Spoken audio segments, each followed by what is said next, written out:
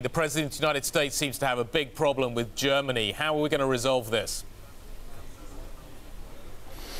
Well, I think it's not really completely resolvable. Germany is indeed upping its spending, but it's not going to reach 2%, which is really the only standard that matters to him. And so that conflict will be staying. And then, of course, he has some sort of, a Germany hiccup, which is probably a personal thing, which is also very difficult to cure. So if you put those two together, some justified anger about Germany, some unjustified, and then, a German reluctance to really step up, then you have a combination that doesn't smell like a resolution anytime soon.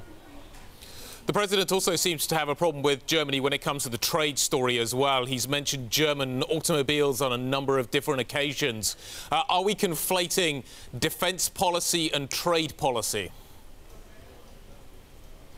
Yes, President Trump has from the outset done what we tend not to do among allies, which is issue linkage, that you bring trade into the security debate and then the security debate is enriched by other factors. Usually we try to keep these things separate. Trump, who's after the deal and who thinks that he needs to squeeze a better deal from allies and friends, is bringing it all to the table at the same time. And this is what makes the situation so difficult.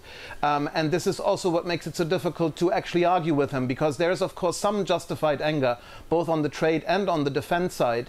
But at the same time, by bringing it all, into one big mix, and then also by choosing a certain style on how to deal with allies, with the best allies you have around the globe, that makes it so difficult. And this is all going to be on display here in NATO in Brussels over the next 2 days. Jan, is this almost a zero-sum game? I.e., if he doesn't get anywhere on the defence side, if he can't persuade Berlin to spend more on defence or significantly more on defence, he therefore kind of takes that and transfers that into the trade arena and says, well, OK, so you're not going to spend on your defence, we're going to make you pay elsewhere. Is it a zero-sum game? No, in reality, of course, it's not a zero-sum game, but I do think that the president prefers to think about it as a zero-sum game, that this is the kind of game that he should be playing, that whatever tool he has to squeeze the European allies is the right tool. But of course, it's a very mono-dimensional way of looking at this. An alliance like NATO, a trade partnership like the one between the European Union and the US is extremely complex.